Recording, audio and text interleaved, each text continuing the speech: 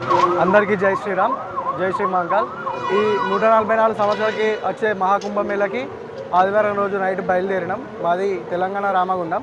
ఇక్కడ చాలా సౌకర్యాలు కూడా ఉన్నాయి, తినడానికి కూడా ఏమి ఇబ్బందులు లేవు. టాయిలెట్స్ ప్రకారంగా చూసుకుంటే కూడా చాలా బాగున్నాయి. అండ్ ఇక్కడ మన తెలుగు వాళ్ళు చాలా తక్కువ మంది కనిపిస్తున్నారు, అదొకటే బ్యాడ్గా నేను ఫీల్ అవుతున్నా. ఇక్కడ చూసిన నార్త్ వాళ్ళు ఎక్కువ ఉన్నారు. మీరేం భయపడకండి, తెలుగు ప్రజలు కూడా అందరూ డేర్గా వచ్చి ఈ మహాకుంభమేళని సక్సెస్ చేయాలని నేను కోరుకుంటున్నాను. జై శ్రీరామ్. జై శ్రీరామ్. అందరికీ హరహర మహాదేవ్. మేము మొన్న ఆదివారం సాయంత్రం రామగుండం నుంచి బయలుదేరడం జరిగింది. ఇక్కడ యూపీలో ప్రయాగరాజ్లో అత్యద్భుతంగా 144 సంవత్సరాల తర్వాత వచ్చే కుంభమేళకు ఇక్కడ చూసుకుంటే విపరీతమైన జనం, అయినప్పటికీ ఎటువంటి సౌకర్యాలకు ఎటువంటి ఇబ్బంది లేదు.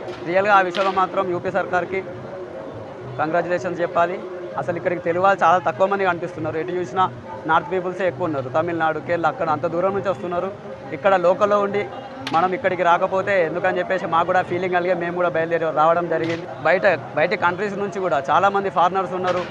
సాధువులు కూడా వాళ్ళ దగ్గరికి వెళ్ళి మాట్లాడితే చాలా బాగా రిసీవ్ చేసుకుంటున్నారు. ఇక్కడ ఫుడ్ కూడా మంచి ఫెసిలిటీ ఉంది.